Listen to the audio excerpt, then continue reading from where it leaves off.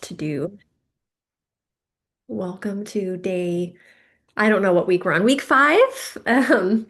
So happy Saturday. We have so much to cover, and I'm really excited for this topic. And I'm going to start immediately sharing my screen. So we're going to dive into a bit of the neurology of movement, and I'm going to keep it pretty basic because it's a layer, I think, of learning. And then we're going to go into the cranial nerves in the second half. So last week we really dove into pain science and we looked at the brainstem and one of the things that the brainstem does is inhibit pain. So if we want to support people who are in chronic pain, there's lots of ways, including the gate control theory and doing all sorts of stuff. But we can also support brainstem function because the better the brainstem is functioning, the better it is going to be at inhibiting pain. So today we're talking about different ways to stimulate the brainstem.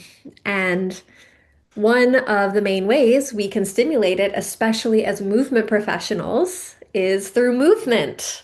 So this is a graph, a picture, and you might have seen stuff similar to this, but essentially it's a picture of the brain, two halves of the brain, and it is beginning to show what happens when we are moving.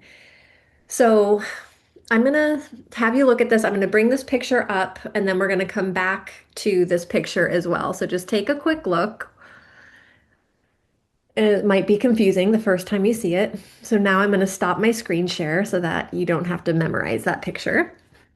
But what the picture is saying is essentially, and we can do this together. Go ahead and put your right hand on your right forehead. Yeah. So this is your, essentially, if you were to go inside your skull, this is where your frontal lobe is. Right? So you're kind of touching your right frontal lobe. Okay. And then take your left hand and put it to the back of your left skull. Hmm. I'm gonna have to admit people in here. So right frontal lobe, left cerebellum. So your frontal lobe is here, your cerebellum is in the back of the brain.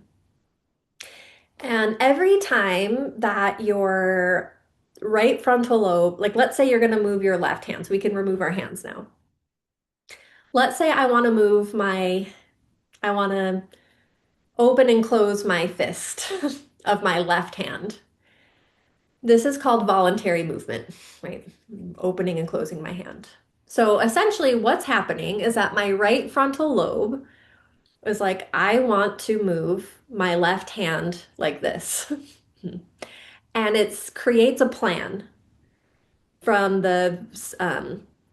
it's this motor cortex, which is in the frontal lobe. So this part of the frontal lobe is like, it creates this plan. I'm going to move my hand, and it sends the plan to your opposite cerebellum. And so the cerebellum is like, okay, the plan is to do this. Okay. And then at the same time, your right frontal lobe via efferent fibers is sending motor signals to your arm and hand to do this. Right? So the frontal lobe is sending a plan to the cerebellum and it's sending action or the efferent nerves to actually execute the plan. And the cerebellum is now, like now that I'm moving this hand, I'm now receiving information, right? And so the cerebellum, one of the jobs of the cerebellum, it's very simple. It's called, you can think of the cerebellum as ABCs. It does the ABCs: accuracy, balance, and coordination. Those are like some of the main functions of the cerebellum. So accuracy. So how accurate am I performing the task? I have a plan. The frontal lobe sent me a plan. How accurate? So let's say I'm trying to do this, but instead I'm like, I don't know, doing this. The cerebellum is going to be like, "What? Don't do that. We want to move all the fingers at once." Right? So it's basically having this correction. It's like how accurate is the movement according to the plan? Does that make sense? So let's touch this again. Right hand to your right skull, front, like your forehead.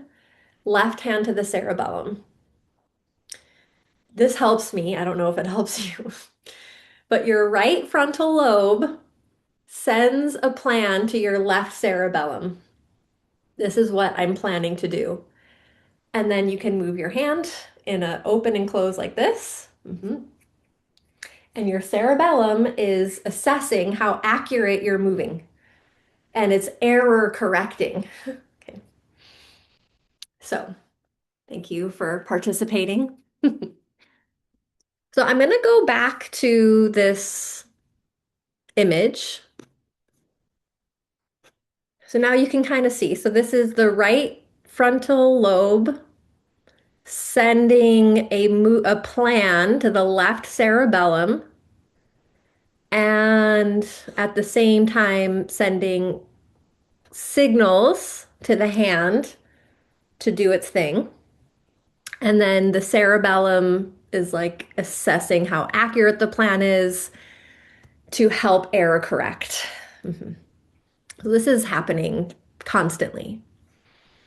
And so when we're moving our left hand, we might think like that most of the effort of the brain is in the actual movement of the hand. But what this graph is showing is that when they've done like MRI imaging of movement and study like when neurologists have studied this, like what happens in the brain when we move, the amount of effort or electrical signaling going to the movement of the left hand is about 10% of the effort. 80 to 90% of the signaling is actually going down the right side of the brain, stimulating the right brain stem, which helps the right stability. So I'm going to stop my share again, but you can start to see like, okay, these arrows are really big because most of the energy is going here. So, right hand on the left frontal lobe, left hand on the left cerebellum, and then you can take your left hand and move it. It seems like this is where all the action's happening. But neurologically, when our brain is asking our left hand to move, if we're just standing still and we're going to move our left arm or hand, if we didn't counterbalance that, we would fall over.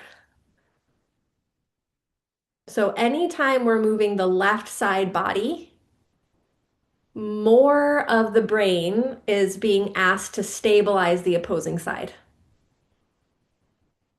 So yes, we're moving our hand, but our right frontal lobe is at the same time stimulating the right brainstem to stabilize the right side body so that when we're moving our hand, we're not falling over. Uh-huh. That's a simple way to explain a very complex topic. So when we're moving, 80 to 90% of our neural load is happening on the opposing side.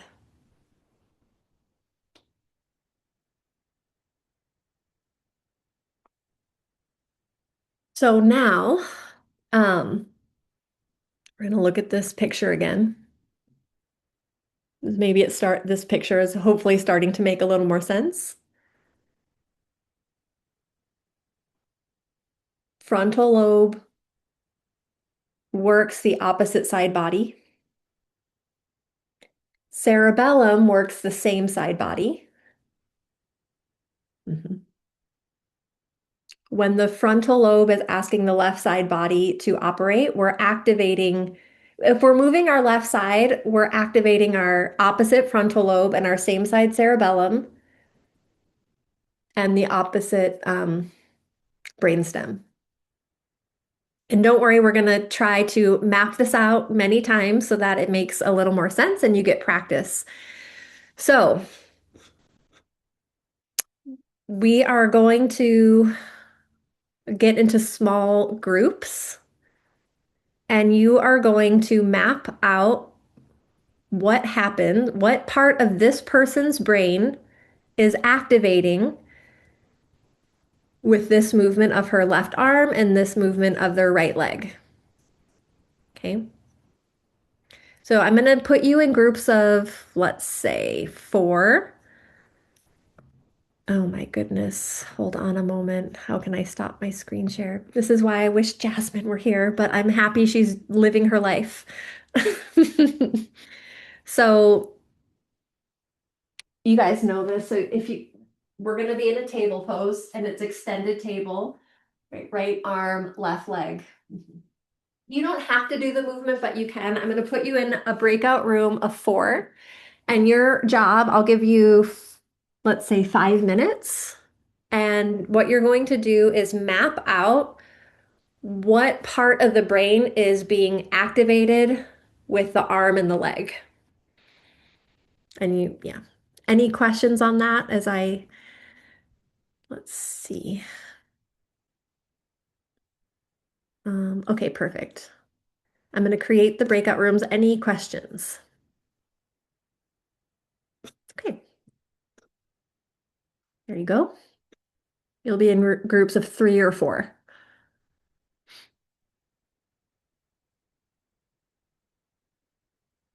Oh, I have to hit open. There we go. I was like, why is no one going in their breakout rooms? So if you are watching the recording, you don't have a breakout room, but you can still take your time and map out what is happening with their right arm and left leg. So take 5 minutes and just start to map out the neurology of this movement.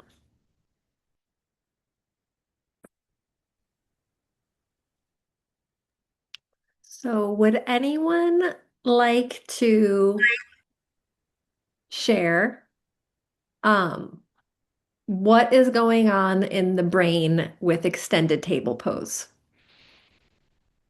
Anyone want to dare? I dare. Yay. Yay. Yeah. Our group came to the quick conclusion that both sides of the brain are activated because the left arm and the right leg, like both sides of the body are being activated or movement is happening. And so we kind of went through we tried to kind of do a little group going through like left, right, and that sort of thing. So do you want me to get into that too? Yes, I Yes, do. I do. So I think if I'm saying it correctly, if the left arm is moving, it would be the opposite side, the right frontal lobe, and then the left cerebellum that's activated. And we also came to the conclusion, or we think, that also means that the movement portion, that 10% load is from the frontal lobe, and that 80 to 90% of the correction and the accuracy and the balance is coming from the cerebellum. We don't know if that's correct or not, but that was something. So that's great. So let's talk about that. So the 10% in that image, you're correct, is coming from frontal lobe, but it's this loop between frontal lobe, cerebellum, and the movement itself. Mm-hmm. So Okay. then the 80 to 90%, it's also coming from the frontal lobe, but it's going where? It's Stabilizing the other the rest of side. the body. Wait, say that again, Laura? I It's said the rest of the body because it's so it's balance going organ. close. It's going to half the body. The stabilizing of the other side. Ah, Yes, it's it- going that the 80 to opposite side of the 90% is movement.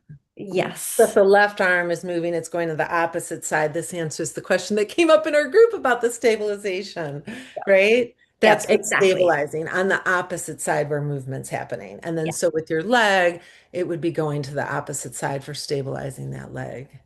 great. So who wants to walk through what's going on with the right leg in that shape?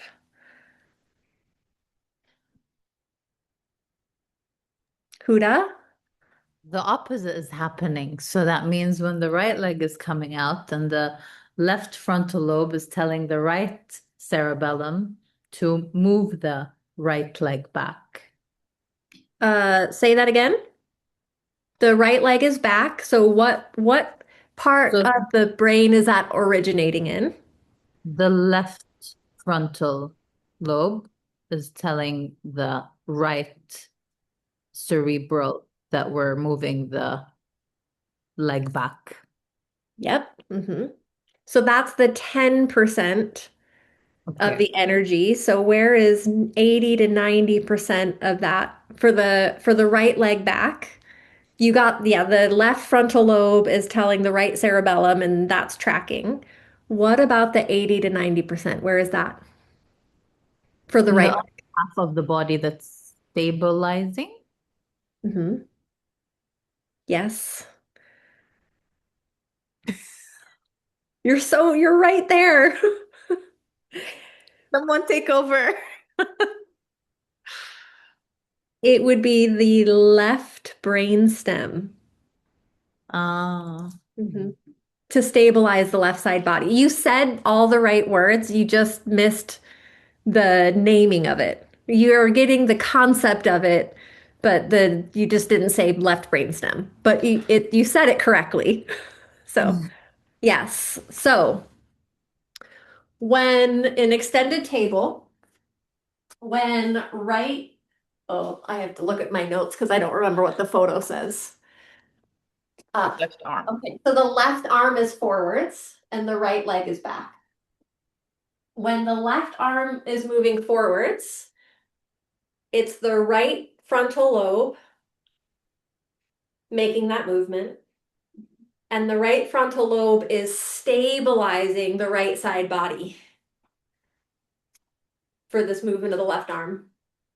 And then, yes, you're all correct. The opposite is true. So the right leg, that movement is originating, as you said, in the left frontal lobe. And so when we're moving the right leg, the left frontal lobe is moving that, but the left 80 to 90% of the neural load is in the left side body, stabilizing the left side body.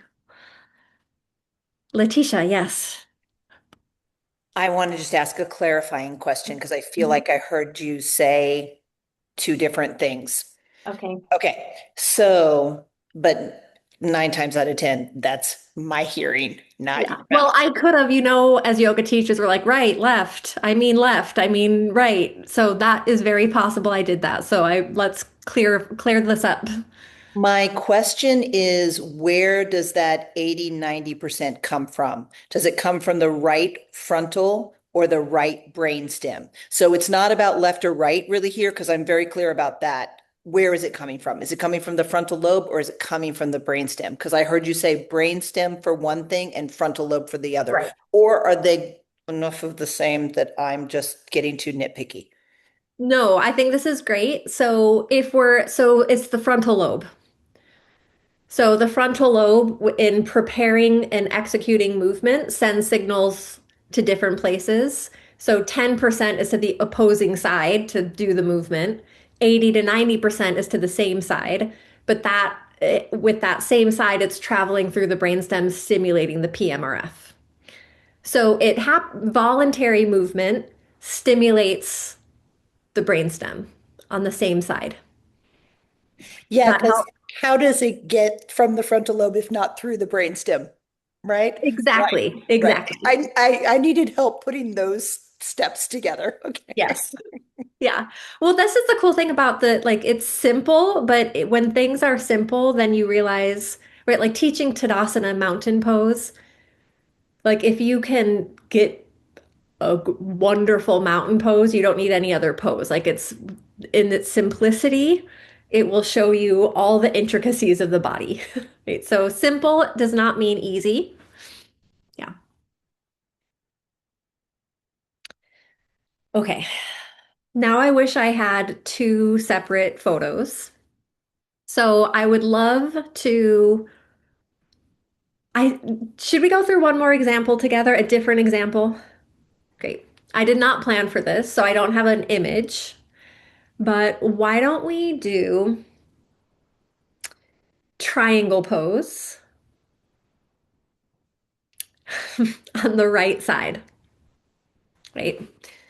So triangle pose is this.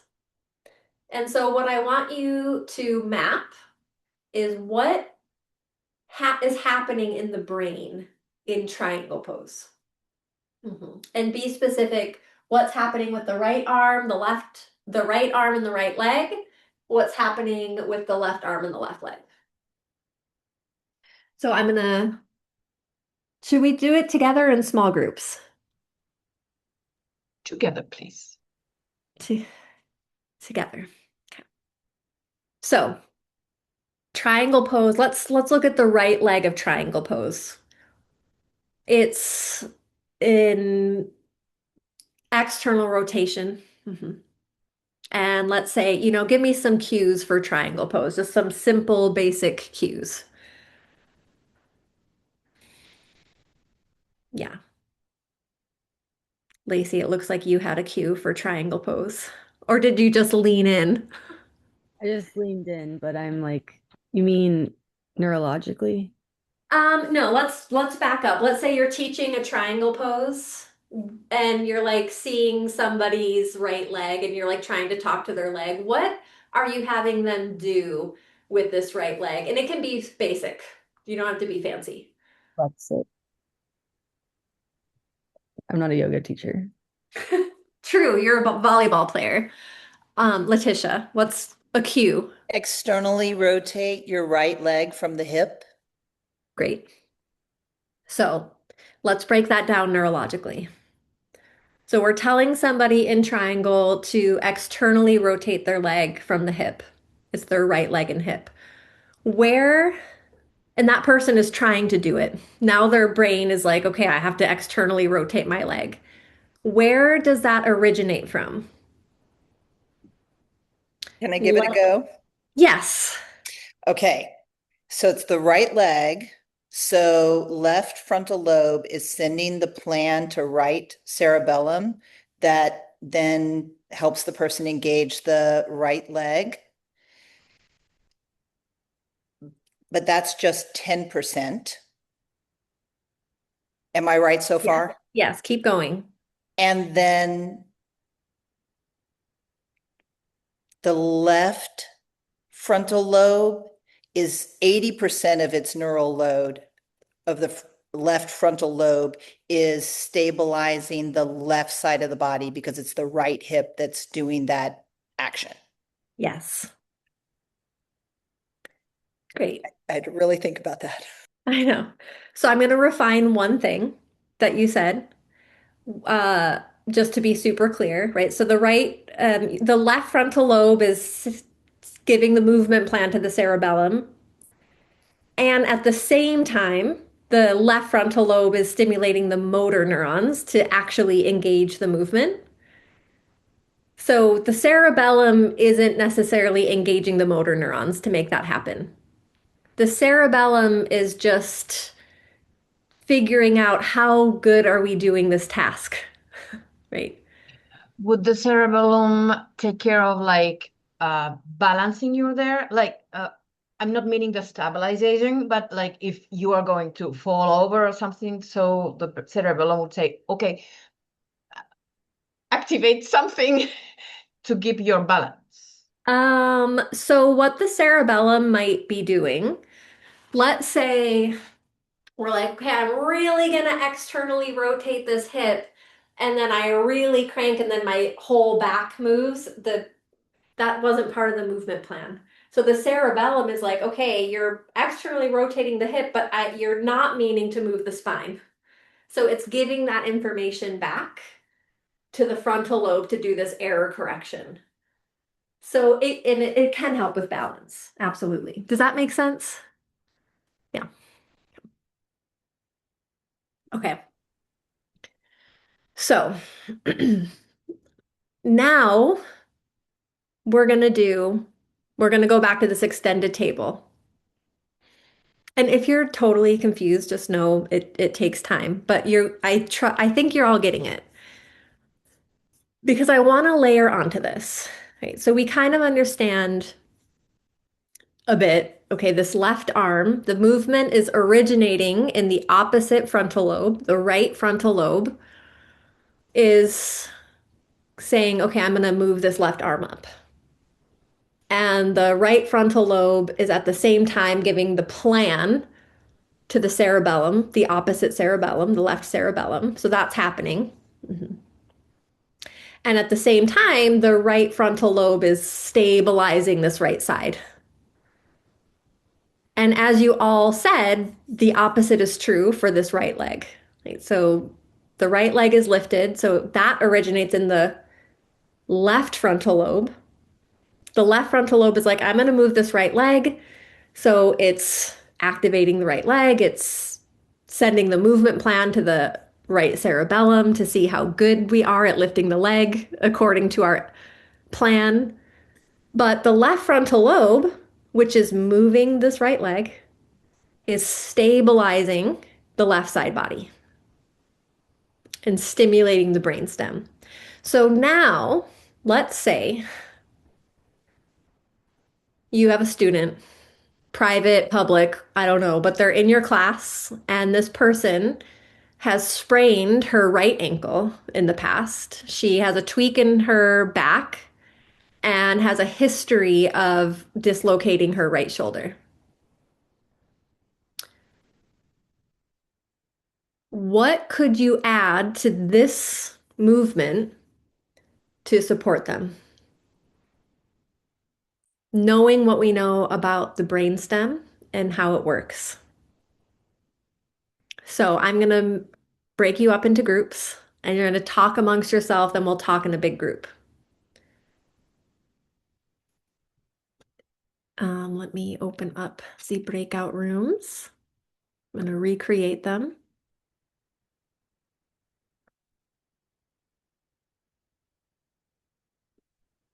Well, you're going into the same rooms. I hope that's okay.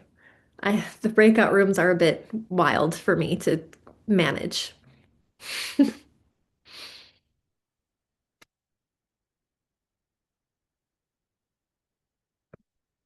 And if you are watching the recording, you don't have a small group to discuss, so you can just think about it on your own. So if you see a student with a lot of right side instability and injury, what would you add to that pose to support them? Take a few minutes, think about it, and we'll talk on the other side. Welcome back. So, would anyone like to share what they thought or where they got stuck?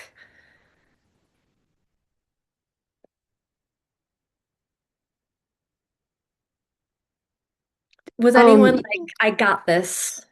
no, I definitely was not. But I guess my question that came up was, um, and again, I could just be all kinds of confused and even overcomplicating it. But if we're working with the right side, then the logical explanation would be to activate the left side more. But if you're in a tabletop, like a extended tabletop, is it going to be more beneficial to put pressure or resistance on that left side or find more movement in your left side and then have your right arm down? Great questions. So, one, I want to highlight that you're absolutely right. So, if the person is dealing with a lot of right side stuff, it's like, I want to think about my left side. So I let like 100% yes, that is the direction we're going. And the reason why, of course, is because a lot of right side instability. One way to address it is if you think of the brainstem, one of its main functions of the PMRF is stability, right? So it's the reflexive stability happens via the PMRF. And so if we're having a lot of instability, one thing we're going to want to do is increase the brainstem on that side to improve more stability happening down on that side. And so, yeah, to stimulate the right brainstem, we move the opposite side body or voluntary movements of the left side body. So this person, right, if we're like thinking, and this is like kind of a basic example, you can go way beyond this, but just for the sake of ease and simplicity, right? We're in an extended table and our left arm is forwards. So I'm like, well, that, and we're trying to increase stability on the right side. So you might do like hand movements, wrist movements. You might do different arm positions, just get more movement of that left arm in that pose. Because essentially, the more movement the left arm is doing, that right frontal lobe is like, okay, my arm's here, my arm's there, my arm's here. Like we're really, that frontal lobe is really like trying to increase the movement of the left arm. And the more movement it's trying to get on the left arm, the more it's waking up the brainstem on the same side. But what you said too is like you could also think about just like isometric engagements or of the left side. You could have, you could try to really push down in that left shin and knee or, something like that. You could do more stability work on the left side too. Like when I say stability work, I mean like muscle engagement or isometric. You could have them hold a weight like now it's like I'm holding this weight and that's now harder. And so my right frontal lobe is having to do, it's more load on the frontal lobe. Does that make sense? So that would stimulate my right brain stem, which would have some kind of an impact in the pain, for example, on my right side. Is that correct? Yep, Okay. exactly. Okay. Yeah. Did anyone else have any other insights or questions? It was really difficult, but in the last minute we came to the idea of eye movement, but we didn't know where we should look at. Yes. So I was guessing to the right side because that's the weak side or the painful side. I don't Yeah. know. We will get, yeah, we're gonna do eye movements in the whole second half. So there, yes, you are absolutely right. Another way to stimulate the brainstem is via the cranial nerves. So 100% correct. But I also want us to get comfortable with like movement stimulates the brainstem. You're already doing brainstem work. If you're a movement teacher, you're already doing brainstem work. You just didn't know it this precisely before. So I think that's cool. Yeah. Okay, I have one more question in the same sequence. And this is going to try to integrate stuff that we learned in week 1 and 2 with Neve. And so I'm just going to go for it. So we just did this. Um, so same thing, we're in extended table just for simplicity. But you know that this person wants to work on their focus and impulsivity. They're like coming to you, they're like, man, I really have trouble. Like, I really am an impulsive person and I want to work on that. I want better focus. I want to help with my impulsivity. And you happen to be teaching extended table pose. So what could you do? What could you do to support them in this pose with movement to improve their focus and impulsivity? We won't go into small groups. We can just, you can write in the chat or unmute and take a wild guess. Sarah, you said breath. Tell me more.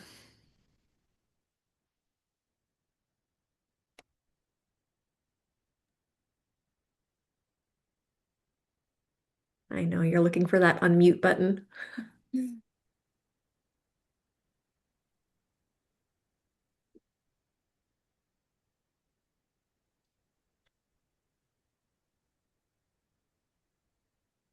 Well, while you're fussing with your mute button, Sarah, I see Shona has also unmuted. So did you sorry, I Yeah. just switched. It's Shona and then Sarah. Yeah.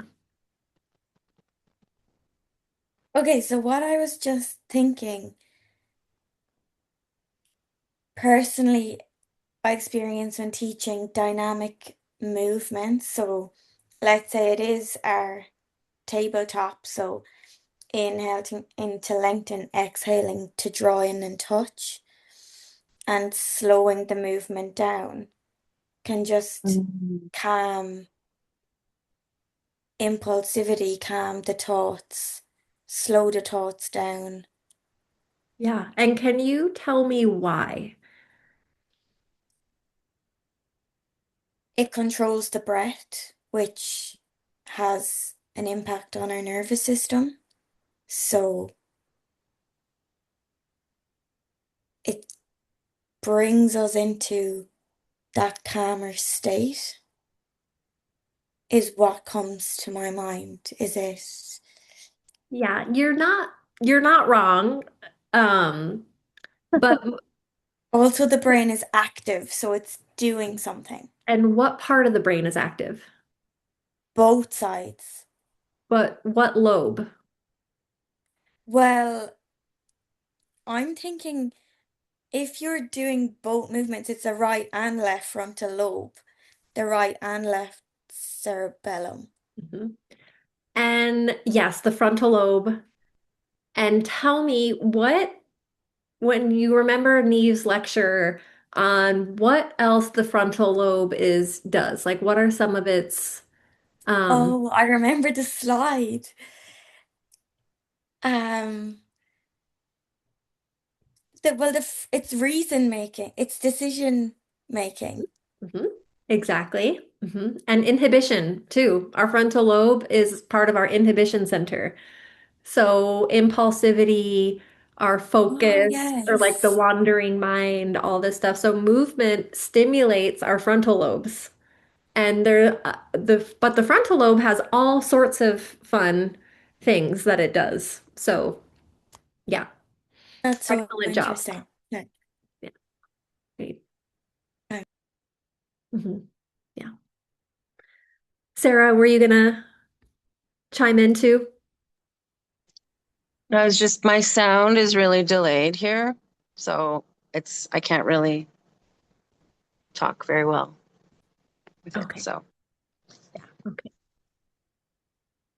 So yes, and Laura in the chat, give them a focus, a mantra to think of, a visual spot to focus on. Well, I could have paid you to say that, Laura. So, um, yes, we are going to talk a lot about gaze stabilization in a short bit. I want to transition to the cranial nerves. Do we need a pee break?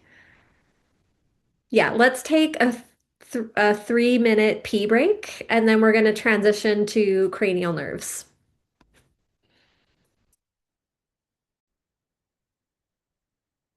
All right. So we now know that movement stimulates brainstem, and we have a better idea of exactly how to do that. Um, and we know what the brainstem does. It helps inhibit pain, it helps the stabilization on the same side body, it helps reduce sympathetic stimulation on that same side body. So there's lots of reasons we want to help support people's brainstem function, and we can do it with movement. So now we're going to focus on another way, which is to work with the cranial nerves. So you saw this image, it's the cartoon image of the underside of the brain. And it doesn't look this nice and clear on a real brain, but it's nice just to see. You have 12 pairs of nerves on each side of the brainstem, right? So the right side nerves are going to be linked to the right side brainstem and left side on the left side. So this is a bit tedious, but I think it's important to go through each nerve and what it does. So think of this not as you have to memorize it, but think of it as a broad brushstroke on a journey of understanding what the heck these nerves do. So don't be alarmed by all the text. So your first cranial nerve is the olfactory nerve, which is linked to your sense of smell. So smelling things can stimulate the brainstem. Cranial nerve 2 is the optic nerve, which we learned last week. It transmits visual information from the retina all the way to our occipital lobe. So it takes in our visual information. Cranial nerve 3, which we looked at last week, is the ocular motor nerve, and it moves 4 of the 6 eye muscles that move the eyes. It also controls the eyelids and helps your eyes focus at different distances and also helps adjust your pupils. This cranial nerve 3 is a big one. Mhm. Cranial nerve 4 is the trochlear nerve, which has one small job, which is to activate the superior oblique muscle of the eye, which turns our eyes down and in. That's all it does. Cranial nerve 5 is another big one, and it's the trigeminal nerve, which has 3 main branches. And the trigeminal nerve supplies a lot of the sensation of the face. So when you touch your face, you can feel that something's touching your face via the trigeminal nerve. It also has some muscle function. It's involved in chewing and temperature recognition of face. Cranial cranial nerve 6 is the abducens nerve, which its sole job is to activate the lateral rectus muscle, which is moving your eyes to the side. And again, this is a lot. I don't expect you to memorize this, but I just want to get this information out. Cranial nerve 7 is the facial nerve. So this controls a lot of the muscles of your face and supports facial expressions like smiling, frowning, crinkling your nose, raising your eyebrows. It also helps you speak, taste, and tear up, so your tear ducts. Cranial nerve 8, the vestibulocochlear nerve. It used to be called the auditory nerve, but we also know it supports the vestibular system. So you might, in text or reading, you might hear it called the auditory nerve, but it's the vestibular cochlear. It supports your vestibular system, which helps you understand your relationship to gravity. It helps know your head position, the speed of your movement. It supports your balance. It also transmits auditory information so you can hear sound. That's a big one. We have cranial nerve 9, which is the glossopharyngeal nerve, which helps you swallow and it helps your throat tissues rest when you're not in use. It supplies some sensory information of the throat area, decreases saliva after you eat. Cranial nerve 10, this is probably the most famous cranial nerve, is the vagus nerve. And this is one of the main drivers of the parasympathetic nervous system, and it supports mostly sensory information, but some motor information as well, between your heart, your digestive organs, all that kind of stuff. So it's the one that goes all the way down to your viscera. It has a lot to do with your viscera, but also your heart rate and that kind of stuff. Cranial nerve 11 is the accessory nerve, which essentially it's the only one that's not fully in the face, but it's your upper trapezius, so shrugging your shoulders, and the sternocleidomastoid, which is this main muscle of turning your head. So think about developmentally, like when you're a baby, it's a really important nerve for lifting your head around, like when I think babies have to have tummy time so that they build up their neck muscles and stuff.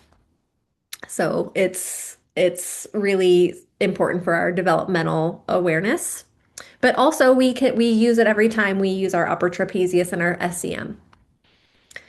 And then we have cranial nerve 12, the hypoglossal nerve, which is another one for the tongue. So it helps a lot of the tongue movements. So like clicking your tongue, it allows for speaking and swallowing again. Ah. So if you just glazed over, I don't blame you. But what I want you to do is get out a piece of paper and a pen, and we're gonna draw a face, the cranial nerve face. And this, I hope, will help you remember a little more of what these nerves are. So can you all see this whiteboard? Great. So let's see if I can remember. So you can draw a number 1 in the middle of your page. Mhm. And then you can draw,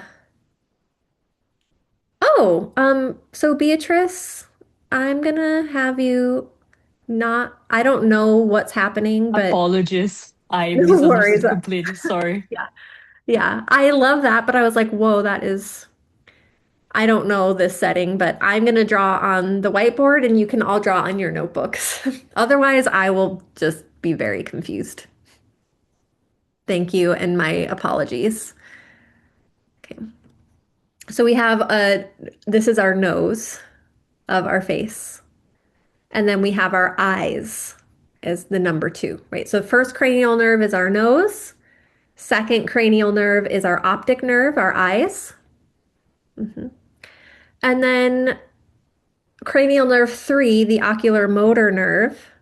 I'm going to draw a letter 3 or number 3.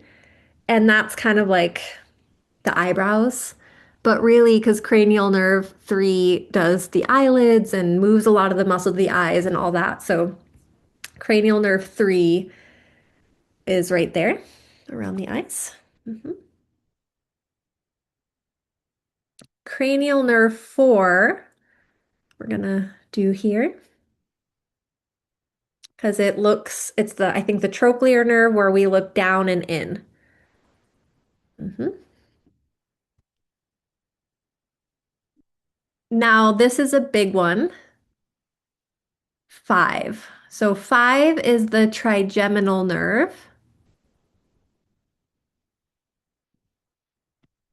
And it's a big one that has 3 main branches, but it does a lot all on the face. It provides a lot of sensory information for the whole face.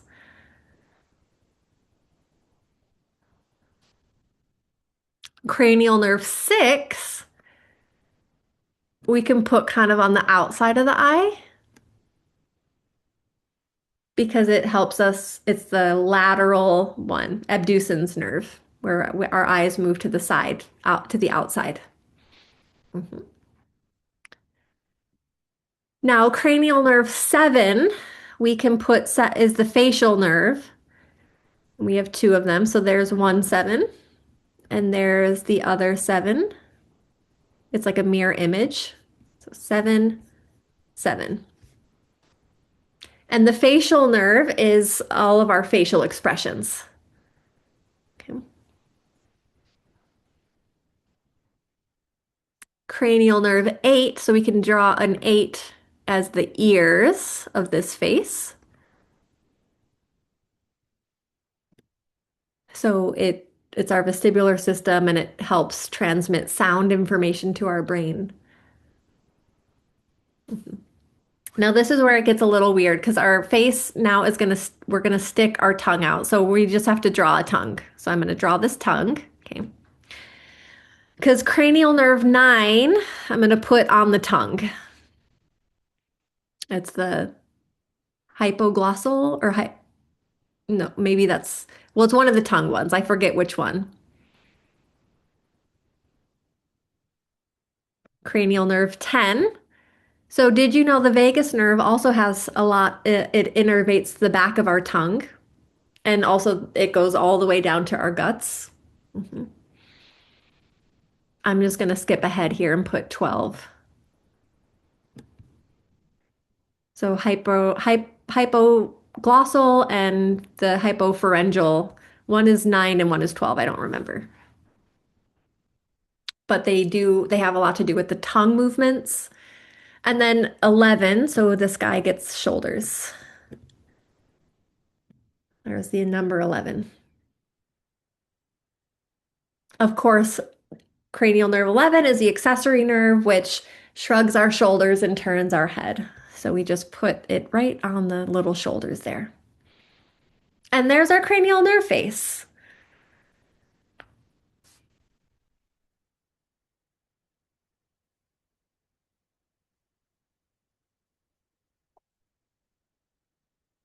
So I'll have you, now that it's semi-fresh, we're just going to take 1 minute and I want you to write down, even if you don't remember the names of the nerves, see if you can just look at the cranial nerve face and just write like a bit about what each nerve is about, just based on looking at this face. Just take a minute and write it down. Mhm.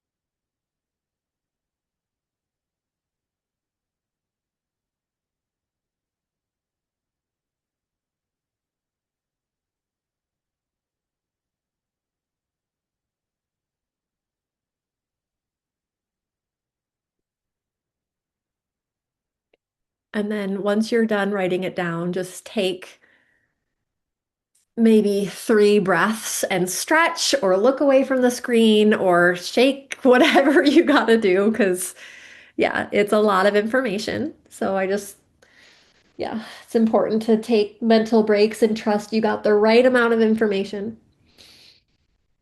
Hmm.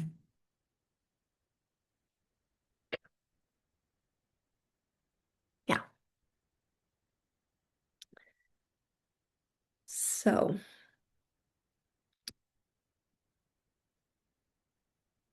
so you kind of know now what the cranial nerves are, at least a broad brushstroke. These 12 nerves are the nerves that go directly to the brainstem. So if we want to support people's brainstem, we can work with any of the cranial nerves and it's going to support us. Last week, we looked at some eye movements. I'm just putting this up. This is you've already seen this, but I think it's worth repeating. So I'm big on eye movements, and we will spend time. Next week, Neve is doing like awesome stuff with fascia and meditation and pranayama and all sorts of stuff. And then I'll be back the following week and we'll go over how to teach eye exercises and that kind of stuff, focusing more on the teaching element and going into assessments and all that. But we'll also go into some other cranial nerve, like like what exercises could be good for other cranial nerves. I do have my whole workbook, which is a nice starting point too. But I do want to focus a lot on eye movements because if you include the optic nerve, 4 of the 12 cranial nerves have to do with moving with the eyes. So it's a really high payoff thing we can do. And last week we looked at smooth pursuits. So the eyes have lots of skills, but these are the like what are considered the 6 main skills of the eyes. So smooth pursuits is the ability to track a moving object. Well, I thought today we would look a little more at gaze stabilization. So, gaze stabilization, as you might guess, is your brain's and skill of keeping your eyes fixed on a stationary target, which sounds easy, but it's actually really, really challenging for most people because our eyes saccade all the time. Like that's a natural thing. So to keep our eyes on one steady target is a skill that we can work on. And I think it was you, Sana Marie, that said, oh, like I think if I look to the right side, that is going to support my right brainstem. You were right. So I There's lots and lots of variations to this, and it gets very nerdy very quickly. But a broad understanding is that this says smooth pursuits, which is also true, but looking off to the right side stimulates the right PMRF, and looking off to the left side stimulates the left PMRF. They both do both, but there is some research that shows right side eye movements are more beneficial to the right brainstem. But it's all both, right? Because if you remember the muscles of the eyes, if we're looking off to the right side, um, we have different cranial nerves working on both eyes. So it's not quite as simple, but I don't want you guys to get lost in the weeds here. You can just briefly think right eye movements, right brainstem, left eye movements, left brainstem. So we're gonna do a gaze. I'll teach it for you guys, and then we'll look at this slide, looking over my cues, what to look for, and then I'll have you break into small groups and teach each other the same thing. So that's the plan. And so I'm gonna recommend you can sit if you want, but it might be nice for you to lay down for a minute. So if you feel called to lay down, lay down. If you're like, no, I need to keep my energy up, you can sit or even stand, but get to a comfortable position. Mhm.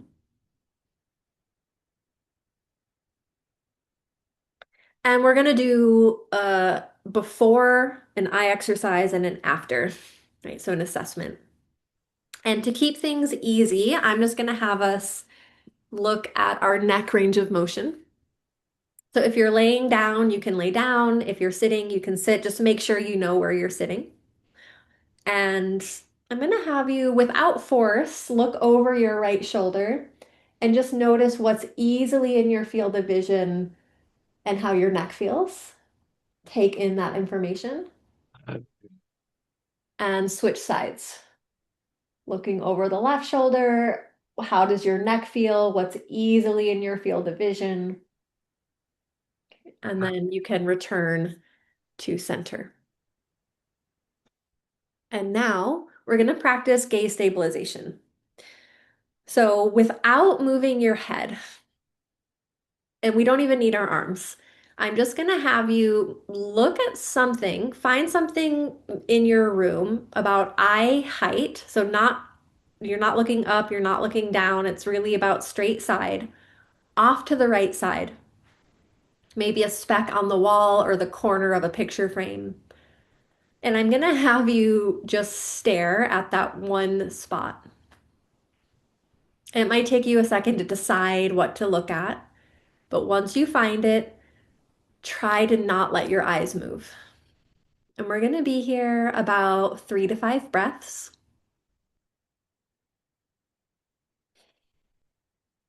Try your best to keep your eyes steady on that target. And take easy breaths.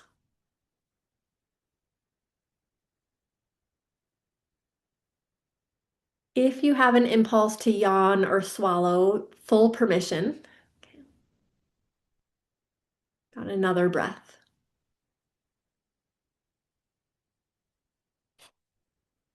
And close your eyes, take a moment, settle. Mhm.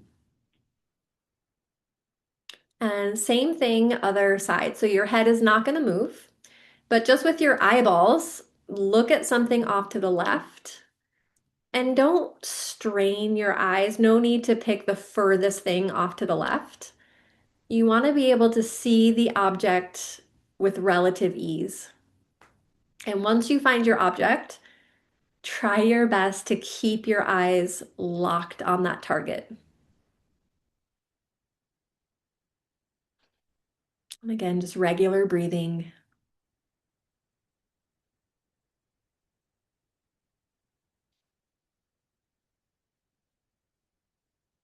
Stay with it if you can.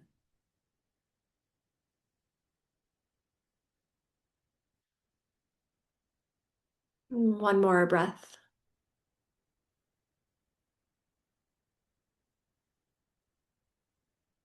And close your eyes, take a moment to settle. Mm. You can blink if you need to. Yeah. And then we'll reassess. So you're in the same spot and just look over the right shoulder. Notice if there's been any shifts. And other side when you're ready. Yeah. And come back to center. And then let me know if you had an improvement, meaning a better range of motion, you could see more clearly, less pain, if it was the same or if it got worse. Seeing lots of thumbs up. Yeah, nice. Much better. Anyone have no shift? Did anyone get worse? I always like to check. Yeah, so it was the same. Yeah. So we had someone who was like, oh, it was about the same. Yeah. Yeah, and so Margot, less stress. She couldn't see further, but it felt less stressful on the neck. Great. Lots of parasympathetic activation. Yeah. Yeah. Yeah. Yawning, swallowing is pretty common in that one. It won't always happen. And I've read, I think in one of the recommended texts, that accessing the healing power of the vagus nerve. This is not a vagus nerve exercise, by the way, but it is a cranial nerve exercise. But when in that book it says you should do it until you yawn or swallow, I don't necessarily like to do it for that long because some people just are not going to yawn or swallow, and I don't want to keep them there for like 2 minutes. But it is quite common. So let's look at this. So this is, I just took a second to write out cues. Let me move this. So this is roughly how I would cue it for those who like to see written instructions. You don't have to say it this way, but stand or sit, or in this case, I offered to lay down. Stand, sit, or lay down comfortably. Do your assessment. I did a range of motion of the neck. And then you want to find an object in the direction you're choosing. So I chose lateral. You could do any of those 8 compass directions. So it doesn't have to be straight to the side. You could pick any of the directions. But when you find the direction you're choosing, this is key. Let it be in an easy range, right? So some people are like the type of people they're like, oh, I'm going to look to the side. I'm going to look the furthest I could possibly go. And it's like you're really muscling through it. That's not necessary for this. So we don't want to cause strain. And we don't want to pick something so far that we're actually not looking at it clearly, but it's more in our peripheral vision. So we want that as much as we can to work with visual acuity. Okay. So that's why it's like you don't want it too far off to the side. And then you keep your eyes fixed on that object. And it's challenging, isn't it? Our eyes want to sort of meander. I don't know if you felt that, but I certainly did. It's like my eyes like to look around. So the goal, the exercise is to keep your eyes on the object. I like to always remind people to breathe easy, breathe normally, whatever verbiage you want to use. There's no need to do deep breathing or hold your breath. I just try to remind people to just easy breath. So I didn't cue this super well. I made a couple notes at the beginning, like a speck on the wall or a corner of a picture frame. Um, so you want to take in the detail of the object and not get super caught up with the story.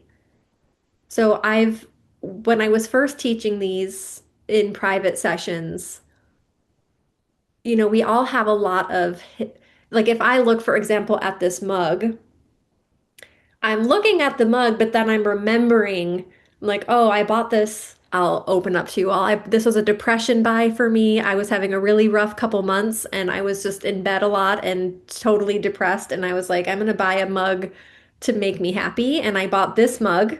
and it really does make me happy. It's my brain mug. And so when I look at it, I might be tempted to go into the story around like, oh, I was depressed and this made me happy. And I'm not trying to get into the story. I'm just trying to get in the sensory details, right? And so I like to, sometimes when I work with people, I'll have them tell me what they're looking at, and then I'll know if they're getting involved in stories. And if that's happening, depending on the context, I might redirect. I'm like, oh, okay, like I want to hear that story, but can you pick one little speck of that and just look at like, what color is it? Or like trying to get people not necessarily to get caught up in the story.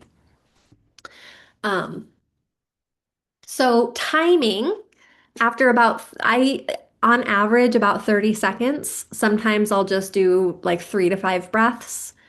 Some people are not going to last that long, so you have to sort of gauge, but in general, 30 seconds or 3 to 5 breaths is a great starting point, and you can build up if it's helpful for them. And then you just reassess and see how their brain liked it. So those are some cues you can give. Now, when you're teaching it, and we're going to go more into this in a couple weeks, but when we're about to break into small groups, you're going to teach each other. And I want you to watch your student practice this exercise. And then what you're doing as the teacher is observing, like, how are they doing this exercise? I always look for signs of startle or stress. So you might notice people's heart rate getting up, or if they're getting flushed, or if they're like recoiling. If you're seeing that, I usually stop sooner, right? I don't want them to be startled. Or you could remind them to breathe, right? Um, you might look at where their eyes go. So if you're like, straight to the side, and they're like really straining, or they went up or down, like you can see where their eyes go. So just look at where their eyes go. Start to see, can you tell if their eyes are steady? This is challenging, especially online, but you can see some instability. We're not doing like the big, like you can go into an ophthalmologist and they'll put you in goggles and you'll stare at things and they have like devices to measure how steady your eyes are. We're not that deep in this, but you can see if people's eyes are steady or if they're like bouncing all over the place. So just kind of notice what are their eyes doing? Notice if they're blinking a lot. You can make a mental note of that. Um, and of course, yawning, swallowing, that's the parasympathetic potentially coming online. So these are things that I just watch for as people are doing it, not to judge it. I'm just taking in information.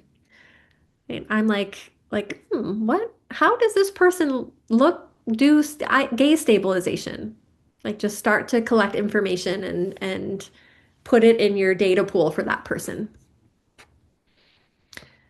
So we are going to break up into small groups. I'm going to give you probably 6 or 8 minutes. I'm going to do 8 minutes. That way you can chat for like a minute or two. It should take you about 2 minutes each to do the exercise. I'll give you 10 minutes. That way you can talk about it with each other after. So you each have 5 minutes to go. Um, yeah.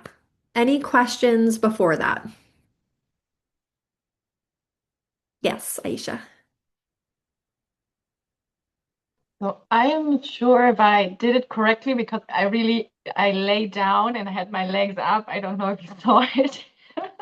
I was just feeling like it, and I had the impression, like you said, that we should look to one side, like really in line with our eyes, right? And I was only able to look like diagonally. Is it okay? Like I could not really look to the very, very side. Yeah, I think that's fine. Yeah. Yeah. Okay. Okay, great. That was it. Yeah, good question. Okay, so I'm going to open up the breakout rooms. You'll be in pairs this time. It might take me one extra second to do pairs, so give me a moment.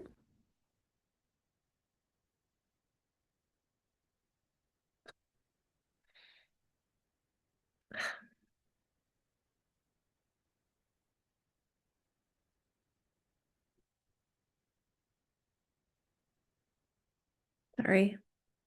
Okay. So there's going to be two groups of three, I think. I don't know why, but we'll have 10 minutes.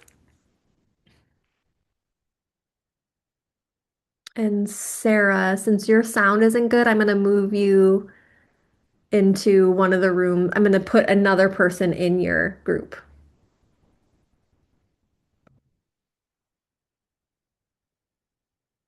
Okay. I think this should work. And if it's not working out, go ahead and just pop in the main room and I will try to fuss with the settings.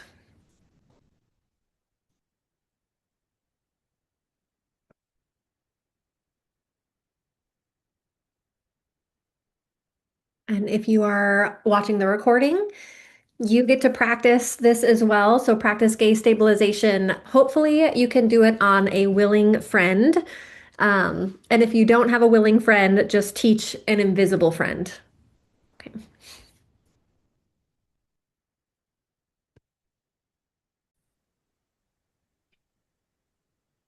Welcome back. So, would anyone like to share their experience teaching this? Huda, we have questions. Great. What is We're one? wondering what it means if someone blinks a lot. Is it related to safety maybe, or I don't know. Yeah. Well, I don't know either. There could be lots of reasons, but I do often if somebody's blinking a lot, I usually take it as a sign that they need to slow down a bit or like to end the exercise sooner, or it's like I usually take it as a sign that we're at some kind of limit. It might not mean that. They could just have dry eyes. But, you know, I usually take it as a sign of like, okay, let's pause, reassess, see how we're doing. Yeah. We also noticed that we do a lot of this with like the neck, the arms, the shoulders, and we were wondering, what about our hips and our legs? Mhm. Um, is there something? Yes.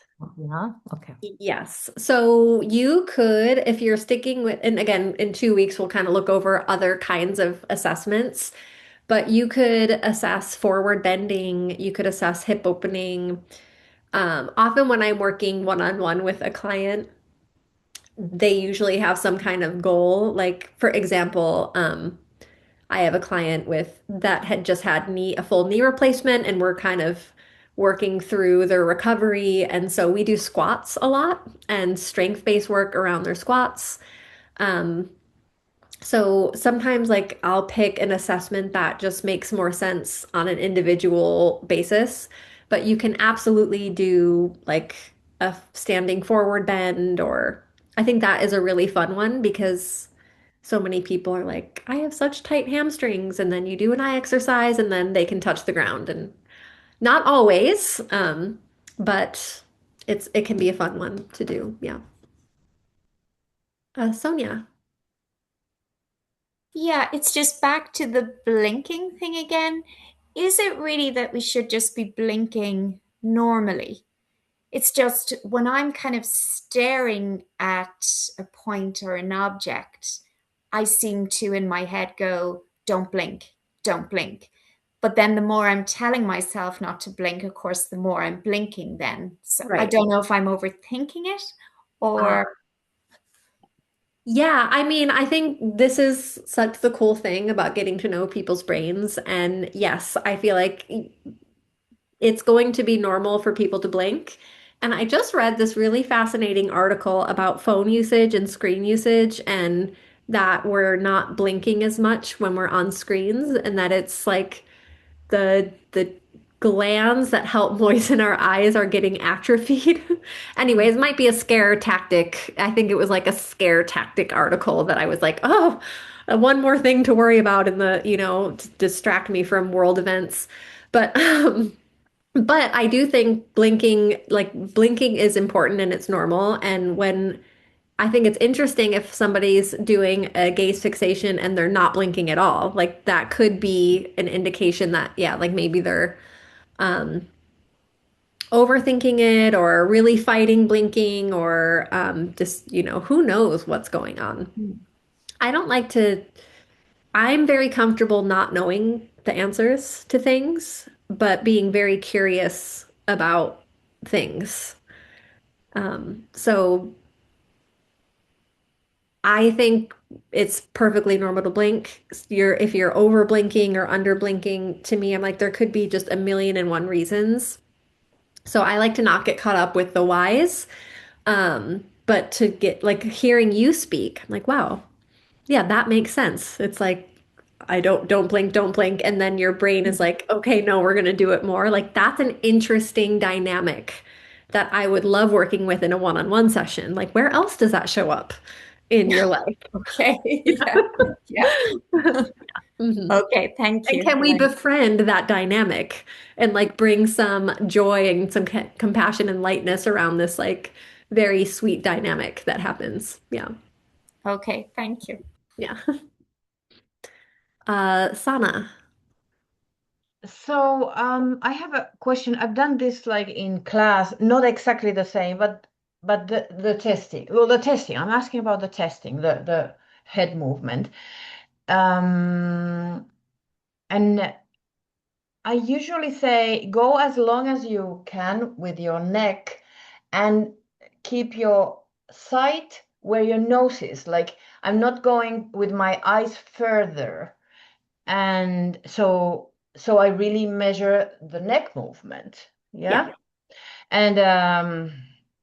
And now I did it differently. I went with my neck and I went with my eyes and I lost my neck movement assessment. Yeah. Is Yeah. it like that I should do? Like Well, I think movement yes, or when we're with yeah. assessing, you'll find the best way in time. But how I've done it, like we're trying to minimize variables. So I love that idea of like look in the direction of your nose because it's true. Like if you don't cue that, some people one time they might look with their eyes and think they're seeing further, Yeah. so we're trying to minimize any variables so the assessment is as accurate as possible.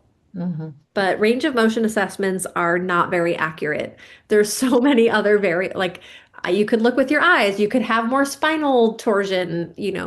So what I try to do is just set it up as similarly as I can. Mm-hmm. Um, and how I address that is like, how does your neck feel? And what are you easily seeing? I've heard other people say it differently that makes more sense to them. Like, look and keep your eyes in the direction of your nose, or turn your head and then, like, look as far to the right and what's the edge you can see. When you're working in person, you can even, like, put tape on the wall or something um, to Mm-hmm. try to get as accurate as possible. But yeah, there's lots of ways to do it. Okay, thank you. Yeah. So we have a couple minutes and I just want to there's a couple announcements. One, there's in Ireland there's daylight savings time happening, I think tomorrow morning. So the training is going to be, or is that not true? Well, I think somebody's having daylight savings, so just make sure. And Jasmine is going to email us when the training's starting, but I'm pretty sure someone's time zone is changing. So what I don't want to happen is for you to come an hour late or an hour early or whatever. Oh, we're going into daylight savings? Gosh. So, okay, so if US is going into daylight savings, we're at a different time next week. Because it's Ireland, Neve, wherever Neve is in Ireland, that's the time the training starts always. So in the US, we're going to have a different start time next week. Double, triple check. Jasmine will also email you the right times, but just be warned. I get very confused by this. And then I also wanted to introduce that we are going to be doing a the last week of this is going to be a final practicum. And so I just want to get you prepared that one of the exercises we're going to be doing is you're going to have to teach an eye exercise. We are starting to teach it now. You've had a couple practice sessions. We haven't gone over everything, but essentially you're going to be teaching an eye exercise. So just make that mental note. You're also going to be required to teach a coordination challenge and a non-dominant hand challenge. And then usually and then a vestibular challenge. So those are we have 4 categories and you'll have 10 minutes to teach. So, what we often do is we ask you to learn 4 things and then we pick 3 of them. And so you don't, know exactly which 3. So you have to prepare for 4 and you'll teach 3. And you can usually do that within 10 minutes. So I just wanted to get the ball rolling on that to perk your ears up. And then for your homework this week, um, is to watch some of the sequences on the resource, if that's because some of the vestibular stuff is in the sequences. So watch the sequence videos and create another coordination challenge. That's the homework. And if you want to teach an eye exercise, you've now learned 2, smooth pursuits and gaze stabilization. So maybe add it to a class this week if you're comfortable. Have fun. I'll stick around for another few minutes if there's questions. But you're welcome to leave because time's up and I value your time. Thank you. Thank you. Bye. Thank you. Thank you, Teresa. Quick question. It's just a coordination challenge and there's one more challenge. Which one was that? The non-dominant hand challenge. Hand. So that would be something like brushing your teeth with your non-dominant hand or wiping your counters with your non-dominant hand. Something like that. Get creative. Oh, so we're just thinking of something for those challenges. We don't have to actually teach something to somebody. Well, you'll kind of present it like we're in a client session, like, oh, you can do this to help with, like, tell us what it helps with, what you can do, why it's important. Yeah, Got good. it. Okay, thank you. Mhm. Thank you. You're I welcome. I have a question Yeah. concerning saccades. Is it okay? Yeah. Yeah, I'm just okay. So I have been trying to integrate saccades into my classes, and I was wondering, and I noticed for myself and also for the participants that they had trouble with the breathing. Like they got really like, oh my God, I'm breathing super fast, or I didn't breathe at all. And me too, I tried to practice it every day, and I was like, do I go as fast, like tuck, tuck, tuck, tuck, tuck, or I go like, I was really, yes, I was struggling, and then I felt nervous, and then I was thinking, does it still help if I'm super nervous? Or yes, could you just give me a hint on that? Because I find it super helpful to work on it, but I also realized and saw the 2 clients were like, they were super happy we were doing new things, but I also don't want to stress them, like if they, yeah. Yeah. Well, I will say for yogis, and I know I see somatic breath coach, but I can speak as a yogi. I'm trained to move with my breath. Yeah. And so doing saccades is like an additional brain challenge for me because I'm not moving with my breath. when I do saccades. It would, because if it, my eyes, actually saccades are quite fast, and I'm like, I cannot breathe that Mhm, fast. mhm, So I think you can come up with some verbiage to help coach people, or like when they're doing the eye movements, it's really not in sync with your breathing. So you'll have to come up with some way to coach that for people. But yeah, I have noticed yogis love moving with their breath, and saccades are chaos for yogis. mhm, mhm. But Um, in general, yeah, like you move like tuck, tuck, tuck, tuck, tuck, right? You yes, move very it's fast with the saccades. well, And I, oh, it's your eyes. It's a skill where your eyes bounce quickly and accurately from one target to the next. So mm-hmm, the speed is less important at first than the accuracy. So mm-hmm. accuracy comes first, and then you can build up speed. Okay, There's great. some research on if you add metronomes, like 120 BPM seems to be a really happy place for the nervous system, but that is way too fast for some people. So, it can be slower, but Mm-hmm, it's mm-hmm. yeah, accuracy first, speed second. Yeah. Okay, great. This helps a lot. Thank you. Yeah. Great. Take another question if anyone has one. Sana, yes. I actually have many questions. Well, Maybe. we'll take at least one. Yeah. Um, okay, the most acute one. So we have talked about more, I understand, chronic pain, right? But also you have mentioned acute pain.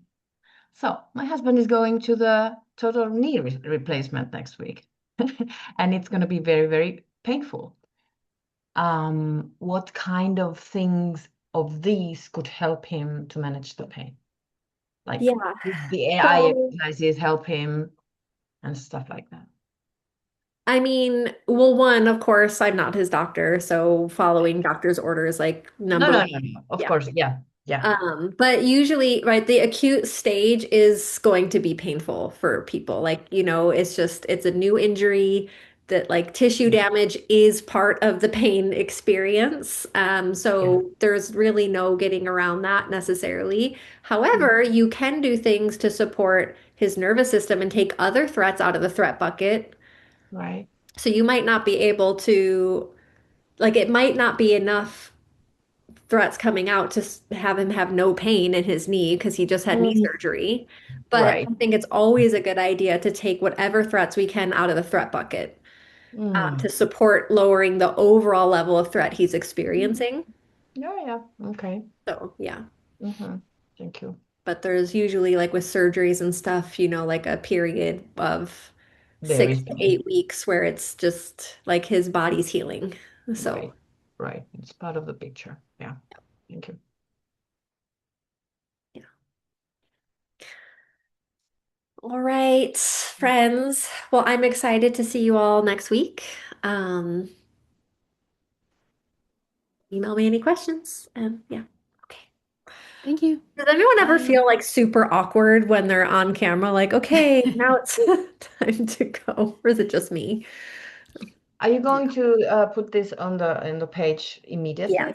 Yeah, because I lost some of it. Thank you Can very Yeah, I much. this will ask a be up quick in the. question, Diana, Yeah, before we of course.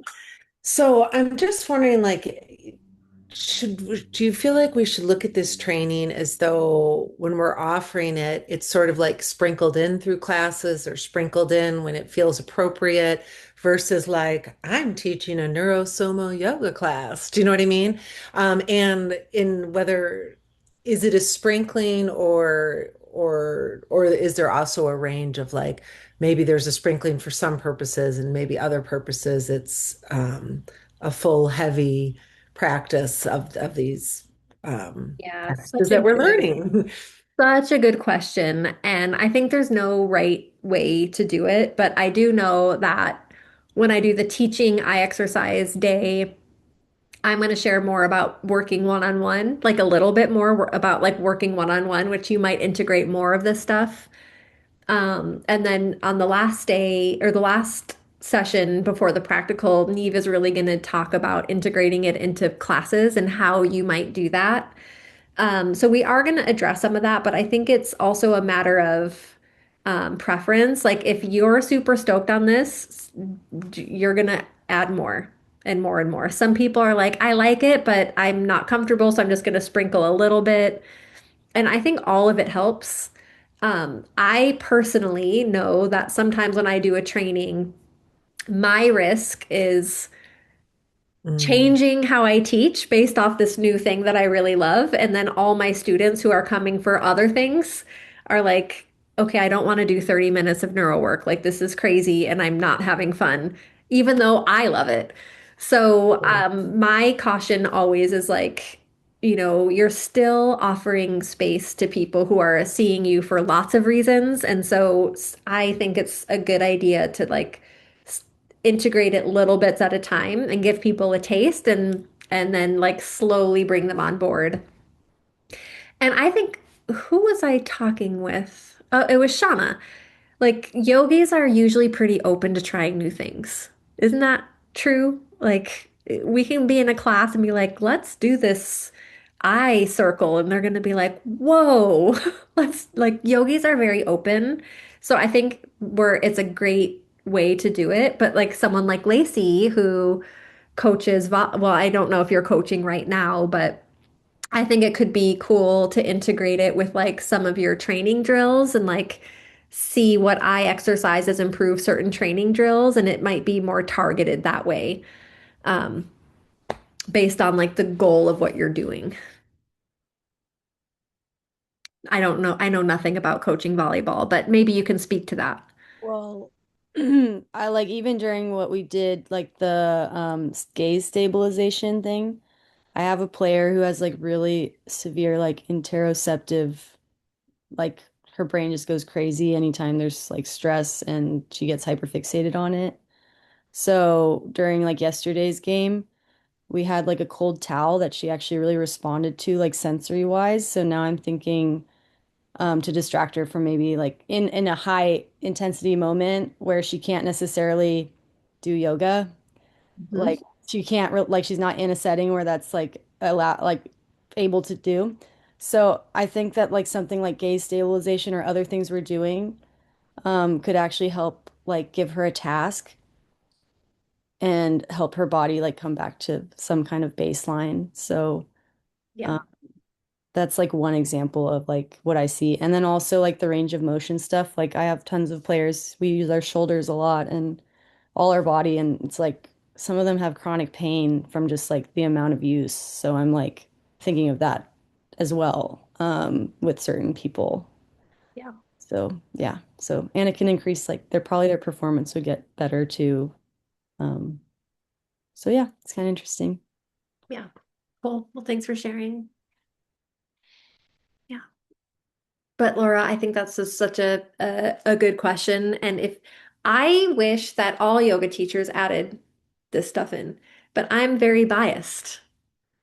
Some people, like one of my best friends, just like, and she's done lots of training in neuro tools, and she just doesn't get it, and she doesn't teach them very often. And she's like, I don't get this.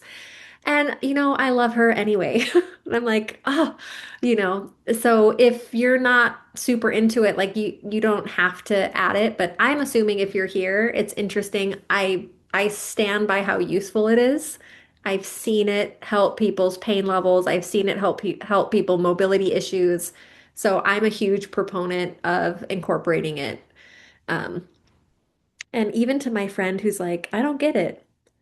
Like you are teaching neurology. If you're teaching movement, you are teaching neurology. That's what I kind of keep thinking too. Like, it's like all of it just keeps like overlaying, like the somatics, the neuroscience, the yoga, the gymnastics. Do you know what I mean? It's like from the art and science of it all. It's just like the more I dive into it, the more it's just like, oh my God, it's all the same. It's all or all interconnected, all affecting, I see so many ways how it can be gently like added in here and there. And also maybe in a way where maybe verbally it's not talked about like so full scope about what's happening, but it's just this simple like, oh hi, we're doing a balance posture and I'm just going to have them look to the left and see what happens and look to, you know what I mean? It could just be that. It doesn't Exactly. be a whole like, here's what we're about to do, Yeah, right? I think. exactly. But then also to what you were saying about the one-on-one, I would guess this work also really lends itself to where maybe your entire session is just going from these various, what are we calling them, practices or challenges, where it's not like a yoga. And that's the other question I have is the one-on-one work that you do. If it's, um, you know, kind of you just using all of your knowledge and pulling it together.